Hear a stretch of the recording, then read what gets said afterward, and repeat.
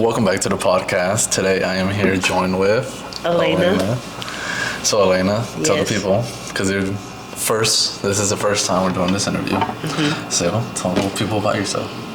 Hey y'all, my name's Alayna. I'm from St. Louis, Missouri, born and raised. I went to Howard University for my school, university experience. HU, love that. My major, TV and film. I grew up in Missouri, and I grew up watching a lot of TV. Don't get me wrong, I touched some grass as a kid, but I loved watching TV, especially like with my mom and dad. I would say my favorite genre of, movies are horror. Love horror down. Like, it's I'm very easily scared too. But like, once you kind of get the formula, it's not as scary, but I do like horror. So there's that. I think it has gotten a little bit more predictable in this age, but we'll fix that. I'm gonna fix that. What else about me? I'm 22, going on 23 in November. Shout out to Sagittarius. Shout out to y'all, man. And I don't know what else. There's probably more to it, but I guess we'll unpack that. So because you talk about horror movies, if you had to choose your favorite one, like just one. Like just one? Okay. I was kind of stuck. So in between, Insidious and Hereditary. Because they're two very different, but not similar. I guess in terms of paranormal activity, they're similar. Actually, I'm going to go with Hereditary.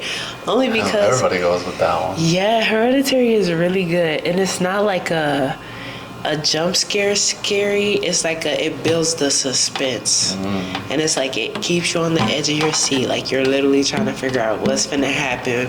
Why is this happening? Like it's enthusing story-wise as well as like actually being scary, They do take like quite a few twists and turns, and if you've seen Hereditary, you know what I'm talking about. But other than that, I would give it to Hereditary over Insidious. I like Insidious too. That's like top 2. Oh, that's not bad, man. Yeah. So then I also noticed, because when we started getting to know each other as friends, you was into film. So what inspired you to go into film? So back in high school, I went to Rosati Kane High School in St. Louis, and basically I had this one class. It was broadcast and film. I wasn't really too keen on the broadcast, right? That's not really my vibe, but we had like one of our biggest grades was to create a narrative film, and that's like that was like my segue, I guess, into like figuring out like, damn, I could do this. Like I could pull this off. Exactly. I was like, yeah, I like this. This is kind of cool. And from there, I figured out what I wanted to do in life. And at that point, it was more so me figuring out now, like, what part of film do I want to be in? Like, what part of the film industry am I, more keen to? And a long time coming, because that was before COVID, so probably like 2019. Damn. It's 2025, and like I've done quite a bit of soul searching, I guess, with that. So I ended up applying to Howard for their film program, and from there I was like dead set on, I want to be a director. It come my senior year, I'm like, man, I don't know if I want to be a director. I kind of like producing, or I like writing more. And I kind of understood that I love to write, and I liked writing the story more than I actually like directing it. So that's kind of what I focused on my senior year for like my thesis. I was like, okay, I'm gonna write it. I'm gonna hand it off to somebody to direct it. But then so I could like still keep track and like look at it and she was my friend too. The director is my friend, and so it was like easier for us to just be like, okay, I'm gonna write it, you direct it, and then I just produce it. Like Well, that's a win-win situation for me. Like, I ain't gotta touch directing. At first, like, I was head over heels with directing, but I just figured it's not really my speed. I think I don't want to say the reason I fell out of love with directing is just because I kind of want more involvement with it, and the way that it was understood for me is that directing is like you focus more on like directing your actors, you know what I mean? Like break the shell of them. Yeah, like don't get me wrong, a director it's basically a director's vision. I could write it however I write it, but the director can do, like, they can change whatever they want to fit their vision. So I was like, shoot, if I become producer, like, I could low-key still have my say on how I want it to be, you know, like, oh, well, when I wrote it, I was thinking about this. Like, obviously, you know, you can't do that too much because you don't want to step on toes. But, I mean, right, producing, it just helped me, like, keep an extra eye on the project. So you know what I like mean? right in the middle. Yeah.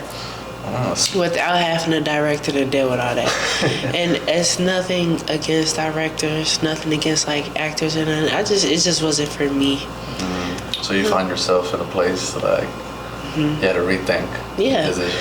Definitely. And I chose, like, I want to write, but I obviously know writing off the bat is not going to give me no money. So right now I'm also kind of focusing on producing because it's a lot of gigs out there for producing. Like, everybody's looking for a producer. I can do that.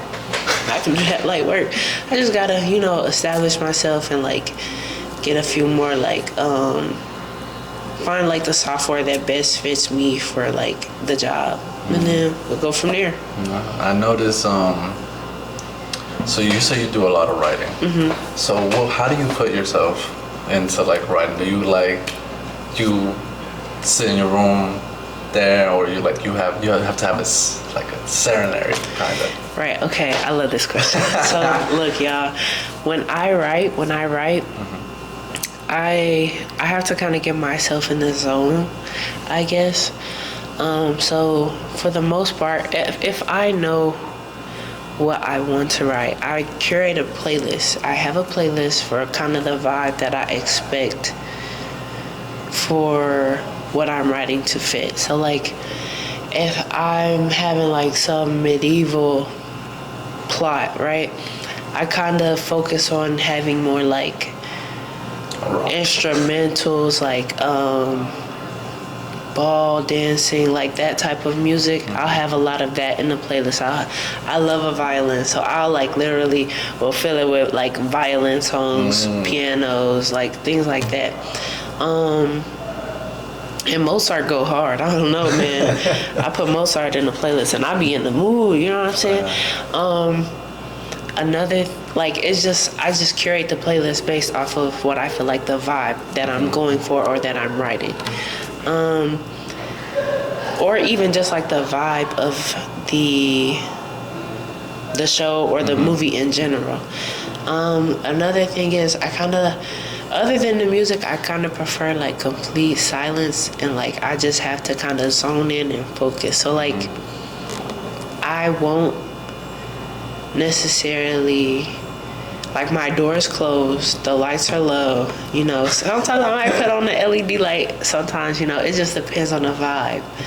Like, if I'm writing a party scene or something, I'll turn the LED lights on to, like, kind of flash and flicker. So, like, kind of feel the vibe. Like exactly, like, you know what I mean? Like, what I'm picturing in my head, I want to be immersed in it, you know what I mean? And then I have the music. Granted, I'm probably not playing, like, party music. Like, it won't be like, you know, music you hear at the club. Maybe just something of that vibe. Because then I'll get lost in the lyrics and I'll start bullshitting. So it'll probably be like something similar, or even like the instrumentals of it, you know what I mean? So that kind of helps me. That helps me a lot. I love making playlists for what I'm writing. What about like the place where you write? Are you always in your room, or you feel like you have to go? I'm always in my room when I write. Like, that's kind of just like my sanctuary. So I'm very comfortable when I write, especially in my room. Because my room is like, that's just like, if I can't be comfortable in my room, if I can't go home after like a long ass day and just be like, you know, that's like my go-to place, and I need to be comfortable when I write. If I'm outside, I can probably like think of ideas. You know, I get inspiration from being outside, like seeing like all the different people, like just the environment in general. Like I gain understanding, and I figure out what I want to write. You know, I get like, oh, this would be interesting. This is like an interesting dynamic, or like I never thought about that. Like watching people watching is important for writing, in my opinion. But I could never like, I might note it down, jot it down, put it in the notes real quick, but I don't think I'd actually write outside. I have to be in my room, like it's like my safe space. Yeah, well, you're right, because the I think we were planning on doing the summer one a while back ago. I literally had to get all the ideas at the beach. I had to stay like 2 days at beach to just get ideas. Because, though, man, I can't stay in the room. I don't blame you. So, I've also known you also came out with a film. And you go a little more depth in it. Okay. So, recently for like the thesis, which is like my final project at school, I wrote a film, or like short little narrative film called Oblivion, and my friend Chandler Post, she directed it, right? And I really, really, really like, this was like, I'm not gonna say a passion project, but it is like, it holds a little spot in my heart. I love this little project that we made, and it started off really well. Like we were going, and I just want to say, when it comes to film, you have to be so prepared, because anything that can go wrong will go wrong, and that's like something that almost everybody knows in the industry, bro. Like it's just like, it's like a known fact, especially like on undergrad films. Like I don't know if it's the same for grad, but for undergrad, anything that will go wrong. But it just felt like everything was going smooth. Everything was nice. It was literally like smooth sails, and I loved it. Like we, like everything that could have been a kink, we thought it out. We planned it out, right? So it comes to like the time to actually shoot, and we're only shooting on like 1 weekend, mind you. So we did everything. Like we shot, I can't remember what scenes. Basically, we shot like half of it the first day. We were done. So we come back to review the footage and everything. And some way, somehow, I don't know how it happened. Basically, the footage, like all of the footage that we shot this entire day was gone. And that like really, that really, it was mind-boggling, because it was like, what the fuck? Mind you, we only have like, I think it was like one day left, because we didn't do anything on Sunday, if I'm not mistaken. But that's because also you have to like let your crew and everybody know beforehand. So it was like, we can't just ask everybody, and we paid like for our sound design. So it's like we would have had to come up with that extra money too to have him for like another day, and we didn't have that. So literally, it was just like, it was a very hard and confusing moment. But you know, you can't just kind of shut down when stuff like that happens. You have to basically adapt and keep it pushing. And so basically, I hate this, but like I had to rewrite the script, and it went from like 10 pages or something to like 6, and it was no longer something that I like adored, and I did lose like a little bit. I fell out of love with it basically, and it just was. I was like, oh, fuck it. Yeah. Oh, I'm not gonna say fuck it, because like I'm gonna put like my best foot forward. It just wasn't like my favorite. And like for me, fall out of love, in and out of love with stuff very easily. Like, it took me a minute to write that because I was like, I don't like how this is going, or like, you know. And so it was like once I finally got to a place where I was like, okay, I like this, I love this, actually, this is nice. And then to have to go back in and then basically cut out so much so that we would be able to have enough time to film it. That hurt me so bad. I was so like, I was really in a funk about it. Like, but you know, you gotta do what you gotta do. Yeah. We got it done, and it made it into the thesis showcase, which, you know, shout out them. And we got a lot of compliments on it, which I was surprised. I'm not gonna lie, I was a little surprised because I was like, damn, I feel like the story don't make as much sense as what it would have been. But also, they don't know what the story was originally. Yeah. So maybe that's why. But yeah, that's how that went. And you know, that was a lot of heartache for me. If you guys want to watch that film will be out at the same as our podcast. It will be on YouTube. Yeah. It will be on Spotify too. Hey. So, yeah, I remember when I saw the film, and it's great because I was like, you know, let me sit down and actually like watch it like it's a film. Which was like, I was like, okay. I could see why she said it felt a bit rushed. But it also, I could see your idea how you wanted it. You wanted to feel that. That little, like, damn, like. Yeah, literally. And I just, honestly, chat, y'all, please read it first. Like, I will drop the script. Please, read the original script. And it probably won't be, you'll probably be like, oh, that makes sense, you know? But I think it was okay for like the situation that happened, and like having to adapt and recover, because we never got that footage back. So it was just like, wow. But I mean, so is there another film you're working on? Currently, I'm writing.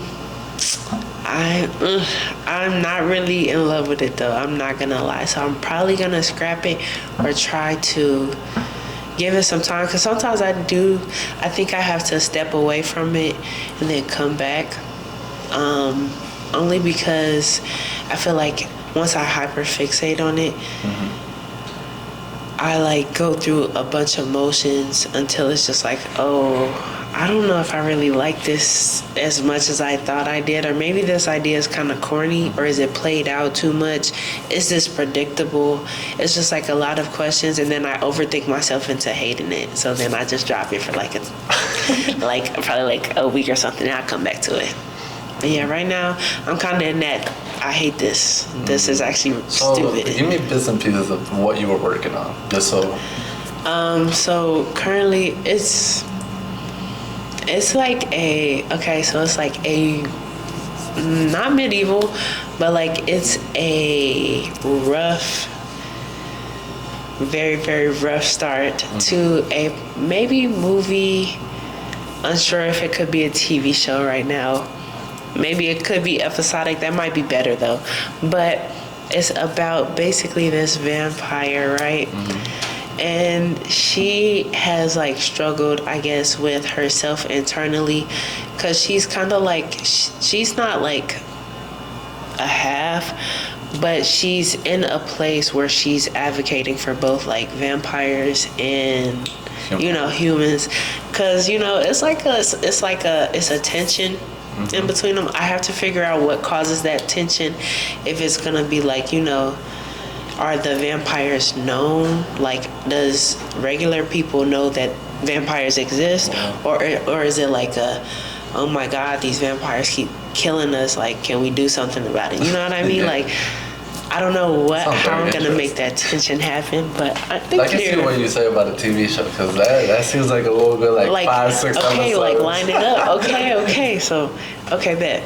But yeah, like, I have like a vague idea. I have to kind of finish world building and character building.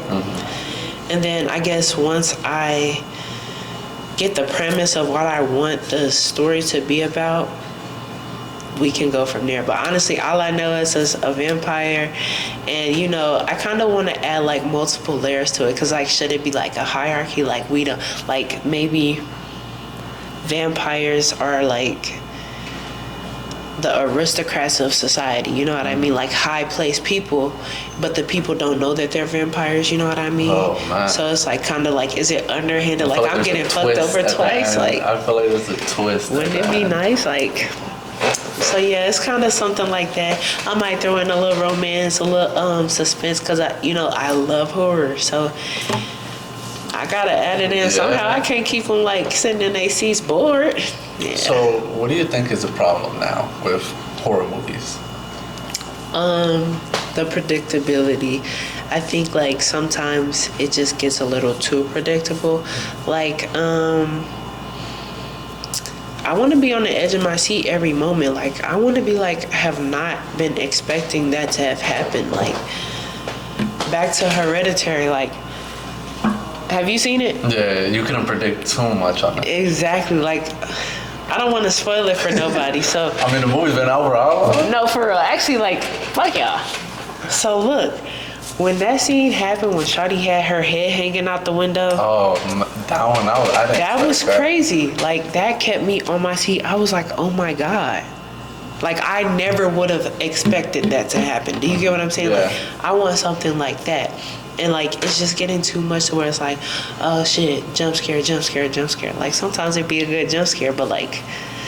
When does it get to a point where nobody really knows what's coming up next? Literally, like, you're telling me what's finna happen, and I don't like that. Like, and I do like that a lot of the horror movies is now becoming, like, a little bit more story-based. And, like, it's, like, it's, like... few movies tied into each other, and it's like, oh, that's tea. Like, I never expected that to happen. Like, The Nun and all that being tied in with like stuff from The Conjuring, like that's like, I love that. I actually love that. Literally, like, of horror, come on. But I just wish they also put more into like actually scaring us, because like once I found out in Insidious what the hell it was, I just wasn't as scared anymore. Like, I was just like, damn, the suspense is gone. Paranormal movie. Yeah, and the last Insidious movie was garbage. Yeah, I did not like that. Like, wasn't it called The Red Door or something like that? Yeah, I think so. Yeah. And it just, the scariest part of that one was he was in like the underground. Yeah, like that was like the scariest part, and I was like, damn. And when it ended, I was like, is that it? I know they lying. Like, I was like, you just wasted a whole hour. Exactly. I don't want to go into it feeling like I wasted my time. Like, I want to be enthused every step of the way. I feel like I need to be on the edge of my seat and like also cowering because I want to be scared. I want my adrenaline pumping. I feel like my adrenaline wasn't pumping.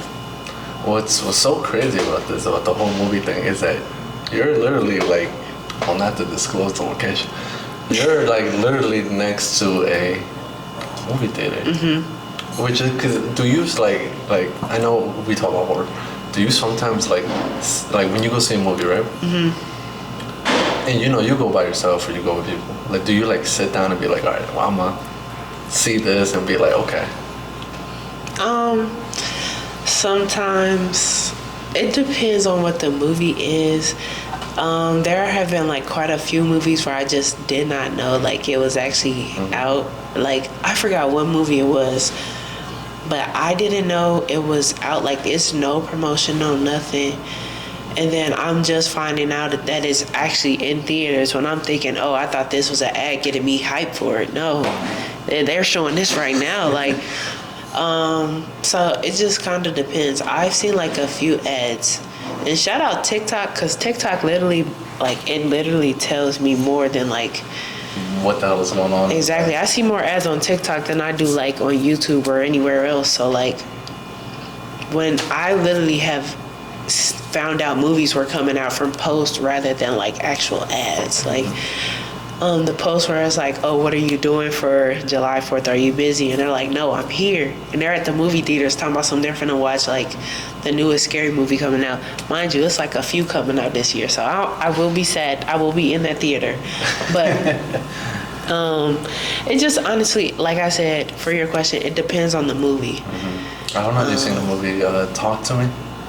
You haven't seen that one? I think it's like this, like, It's like kind of like witchcraft kind of movie. Mm-hmm. You gotta hold your hand to it, and you gotta say, "Talk to me," and then like that spirit right there takes over your body, and then it's like it turns around. It's like oof, like you gotta watch. I will be watching that after this actually, because that sounds interesting. Yeah, Talk to Me is a good one. And then the producers from that movie came from YouTube. Mm-hmm. Like they were just this parody, and they came on to do that film, and then they made another film called I think it's Back to Me. Wow. Yeah. Okay. And I'm gonna be locked in. I promise you. Like when I say I love scary movies, and I like critiquing them too. Follow me on Letterboxd, y'all. If you don't have Letterboxd, you should get it. If you like watching movies and reviewing them, or seeing what other people think about them, Letterboxd is like a very good app for that. So. Okay. Yeah. So what's your goal? Because I know you have talked to me about a farm. Mm-hmm. So tell me a little bit more about that. Okay, so end goal, y'all, right? My end goal is I kind of want to be, I don't crave to be rich or anything. I just want to be financially stable. You know what I'm saying? And I want to be at a point in life where I can just write comfortably from my little home without worrying about bills. You know what I'm saying? So, but I also do want a farm and a ranch. And me and my friend, we talk about it all the time. Basically, we want to live on a compound together. And so, yeah, I know. So I don't know if it'll be just us two. Like we'll probably add I don't know, maybe my parents, her parents, like maybe some other friends, you know, if they're down, of course. But we also kind of just want to have a farm and ranch as well. We'll probably start out with a ranch and then get a farm later on. Only because a farm is a lot of work and we kind of want to build up to it. Mm-hmm. So, I think on the ranch we were talking about we want cows, chickens, goats, horses, of course. That probably should have been the first thing I said. And there was another one, I forgot what. Yeah, and we would kind of take care of them and make milk, cheese, all that extra stuff, have a little, I guess, what's the word? Market. Yeah, basically a little farmer's market for it. Go to it. Exactly. Okay. And then, save up enough to open up a farm, do what we gotta do for that, So that's kind of my angle. I do want to live on a farm. Now, where that will be, I don't know. I kind of want to do Arizona, but it's a lot of yeah. But I also like Minnesota, but that's cold as fuck. Ohio? Yeah. Ohio. Nah, I'm just kidding. I feel like Midwest is probably perfect for those type of activities, So when I settle down, I'm chilled out. I got my money. Yeah, and at some point I probably will start a family with that. I don't know if I want to have that already going before I start a family. So we got a 10-year plan, where we want to be in 10 years. And we want to be established by that. Yeah. Oh, that's good, because I know some other people kind of give up. Not like day one, they be they just accept it. They just go to work, go home. But they don't think of... Nah, Home Depot is not the end goal. I'm sorry. I'm not. I can't do that. Nah, man. So, going into, that you said you wanted to start a family. Mm-hmm. So how do you see the modern dating life now? I mean, in terms of what? What are we talking looking or looking and more as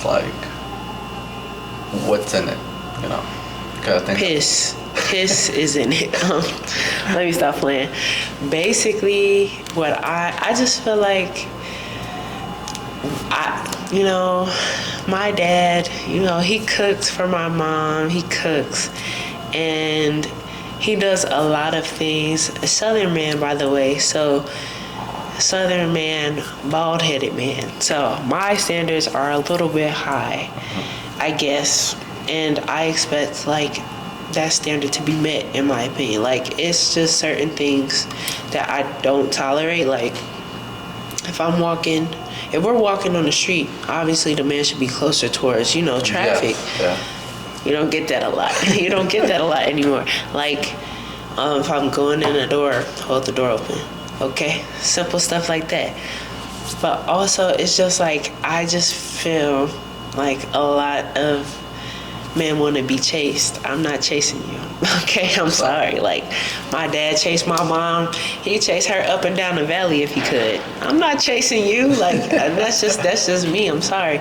And, you know, honestly, you just have to find what you're looking for and, you know, go based on that. And I think that's the problem a lot of people face. Like, if I know I'm not chasing, I'm not finna go after somebody who want to be chased. Mm-hmm. And, like, I just feel like a lot of problems could be avoided if we all just went off that. Like, another one, this is I guess a little bit more deeper, but like some things are just non-negotiables, and I feel like people negotiate too much on that. If I say I want kids, you say you don't want kids, right? Mm-hmm. That's a non-negotiable. Yeah. Because, like, unless you're like I may want kids, then yeah, that's one thing. But if you're like, no, I don't want kids, I'm not going to continue to pursue you, because we have two different things, and you can't negotiate when it comes to like kids. I feel like another thing is like how people are aligned politically. I just feel like, you know, at some point, you have to understand that your political opinions are not just opinions. They affect people like real life. And like, me personally, that's like one thing that I can't. If you support Trump, it's done. We're not talking anymore. Like, you quite literally are going against me and all of my friends. I don't know. Like, you're literally like, you're gonna fight a whole army, man. Exactly. Like, I'm sorry. You just being politically aligned with me is like a must. So, and morally, because I just feel like that also goes hand in hand. Most people don't understand that, but like, a lot of shit that Trump's doing is like morally not right. Like, a lot of like, and mind you, he said everything that was gonna happen. So whether you support him before but no longer do, you were dumb, because he told you what he was finna do before he got into office. Bro had like an entire list jotted down. So I'm confused on why you're confused on what's happening. So like, yeah, that's another thing. That's a non-negotiable for me.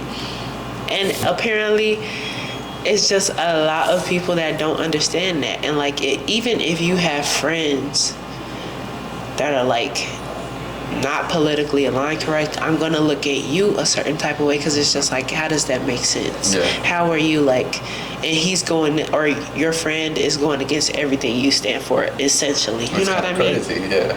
Exactly. Yeah, it's just stuff like that. And I just feel like, once, you know, you pursue people that are aligned with you, life works out great. Also, I'm sick of like these 50-50 conversations and shit like that. It gets to a point where it's just draining. Like, why do we keep having these conversations? So what is it? Let's say it now and then. So 50-50 or what? No, we finna have a conversation. Okay, go ahead. So the 50-50, right? Right. I have no problem with that. Mm-hmm. I don't care. Mm-hmm. I always feel like if a guy asks out a girl, mm-hmm. the guy should be responsible for paying for taking out the girl. Mm-hmm. If anything, if it comes down to a point down the relationship where it comes to certain certain things, guy will pay or the girl will pay. Mm-hmm. But it's mostly it will be mostly the guy. I feel like it shouldn't be 50-50. I think it should be more as guy taking care of the girl. Exactly. But also the girl also doing just the little things. Mm-hmm. That's it. I can agree with you on that. Like, I just feel like in this generation, we've gotten to a point where, and I can get it, you know, but like, men want to be pampered as well. And that's fine. But I just feel like, for me personally, I want to be able to pamper my man just because I can or I want to. You know what I mean? I feel like any type of conversation of like, I feel like it shouldn't be expected in a way. You know what I mean? Like, I just feel like there should be an understanding. Like, oh yeah, of course I'm gonna treat you because I like you. You know what I mean? Duh. Like if you ask me out, okay, I'm gonna expect you to pay. Now I'm not gonna act like that, but I am expecting that. You to, you know what I mean? And if you don't, that's like it. We're not gonna see each other again. I'm gonna be so honest. Like at this point, like that was like a friend zone to me. Because if you gotta let the other person know, hey, you gotta pay, exactly. Then that's crazy. I'm not doing that. I'm gonna pay my portion and I'm gonna go. that's like the last you'll hear of me. So what number do you think it should be? I don't know. Like it depends also on, to me, where you are in a relationship. You know what I mean? Like, I just feel like say it's like a first date or something. Obviously, I feel like the man should pay. But like, yeah, what if the girl handled a tip or something? You know, I could do that. I could negotiate that. You know what I'm saying? Like, that's not a bad thing. But say it's just like further along in the relationship, I just feel like certain things have to be acknowledged. Like, say y'all move in, right? Y'all both work. But the girl putting in more work at home too. You know, she's cooking, she's cleaning. So now it's like, it's not even, because 50-50 isn't really just financially, but it's also, to me, how much you give in general, like overall. You know what I mean? So like, she's also working, she's paying bills too, but she's also like busting her ass to clean at home, to cook. You know what I mean? Like, then it looks like 75, 25. You know what I mean? So I just feel like... wait till the behind the scenes. I tell her what's going on. Oh, that's tea for me. So yeah, I just feel like in terms of that, something has to give. You know what I mean? So, like if you gonna do 50-50, you gotta even that shit out. But like, if we just talking in terms of money, I don't know. Like... You just gotta literally. I just think you should figure out what works for you, and who you with. Specifically the other. It shouldn't be a blame game or fighting. It should be a sit down and like, all right, this is how we're gonna tackle it. This is how we do it. Yeah, and I think a lot of people are scared to have those conversations, especially when it comes to money. But honestly, I feel like most of the time they're only scared to have that conversation when they're not financially stable, which is, if you're not financially stable, I ain't saying like, I feel like that's when you should be the most transparent. So like everything just clear. Like, say like, I don't know, you're with somebody who's financially stable, or I'm with somebody who's financially stable. They want to take me out, but currently like are not in a place to feel like to splurge. And I'm like, okay, that's fine, But as long as you tell me, don't have me just sitting up here thinking, oh, so he don't really fuck with me, or like, then I'll be in my head. And then if I bring it up, now you getting mad because you financially stable. Oh, like now can we skip the rest? No, let me stop. Like, I just feel like conversations like that need to be had. And honestly, people are like, oh, communication is key, and it is. But I just feel like if nobody's initiating that conversation, you can't take action on it. I feel like action is just as important as like communication. You can talk, but if you can't walk it. Exactly. Like, there's no way for me to like understand how like, okay, yeah, you're telling me this, but like you're doing another thing. You know what I mean? Like, oh, you're telling me, you don't have it to take me out, but oh, you over here splurging on stupid shit. Like, you're not being financially responsible, but you telling me you can't take me out. Okay. It's stuff like that. You know what I mean? Yeah. It's like, it's two sides of a coin, man. Yeah, it's two coins. I can't wait until people see this episode and then be like, oh, she got a point. Like, come on now. I be spitting low key. Yeah, I mean, I think that's how it is now. A lot of people. But I just can't wait to tell her behind the scenes, which everybody's gonna see at the behind the scenes on the full excited, clip. y'all. Like, what's gonna happen?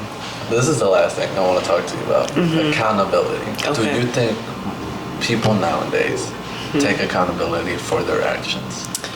I feel like honestly, I just think it depends. It's all like based on the person, and I ain't gonna say how they was raised, but a lot of people, actually it is based on how they was raised, because a lot of people, they either do or don't take accountability. There's like no in between to me. Like, because most of the time, accountability, I guess, is something that has to be taught. Like, as a kid and growing up, it's not something that you just know to do. You know what I mean? Like, if I do something that was wrong, like if I did something that hurt you, and I understood that I hurt you, I'm expecting you to take accountability and say sorry. You know, there should be no but after. There should be no like, you know, well, giving me excuses on why you did what you did. It should just be like a understood, I'm sorry I did this to you, you know, and like I'm not gonna say make a promise, but make a change. Yeah, like let me know you're gonna change and then actually act on it. You know what I mean? So in terms of like people having accountability, it's really just all based on how you raise, for real. If you like, you can tell based off of little shit, like, and it might be like a little conversation or like just like a small incident, but like how they respond to that incident will tell you whether they have accountability or not. Oh, damn. I'm just saying. Man. She might start her own podcast. Low key, y'all like, should I? Yeah, you should, man. If you and, you know, your best friend, well, Millie's already been on the podcast. Millie, I think that would be, I feel like that would be an amazing podcast. This is y'all. Yeah, we might get canceled. We be talking shit. Man, people out here talking shit. I'm hollering. It's just, no, that's true. And it's crazy because if you think about it, you could build an easy community. Like that, especially on TikTok, bro. Oh, no, man. So to kind of end this out, what kind of advice do you have for people out there for, like, you know? I would say,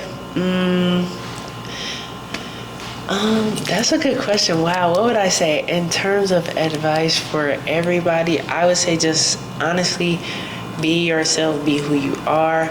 Only because it's very easy as people to tell when someone is searching like for validation or someone's not truly being their authentic self. And honestly, it kind of hurts more, especially if they do fall for it. You know, that's fine, but like once you, like when you start to reveal who you truly are, it takes people aback, and it's not a nice feeling, I guess, and I don't think it'll end well for anybody. So honestly, just be who you are as a person, be your authentic self, and honestly, love yourself, be confident. I feel like confidence will solve a lot of problems in the world. What else would I tell people? Don't give up, keep going for your dreams. Honestly, even if it look like it's going a little slow, it's still going. You know what I mean? You got time. And if you don't got time, it's okay. Just keep going. Like, yeah. Oh, that's pretty sweet, man. This is kind of crazy because these bad podcasts I tell somebody to give advice. And then I hear back from people that will DM me or like text me and be like, that advice actually helped me. And I'll be like, oh, shut up, and tell the other person. They'd be like, oh, wow, I never think my advice could help out somebody. So that's good. So that's good. Do you have any last words? Last words for the podcast or in general? That's in general. No, I think I'm pretty good. Like I said, like she's like, I would just be talking my shit. I don't know. Yeah. But thank you again, Alayna, for coming on. Thank you for having me. All of her socials will be in the description, everything. Anything you want to shout out? Shout out my Twitch. Y'all follow me, StarPlatinum_TTV. I will be getting active again. Oh no, that might have been my gamer tag. I mean, if you want to add me too. But on Twitch, StarPlatinum_. And it's Plat like PLAIT. Okay. Is that about it?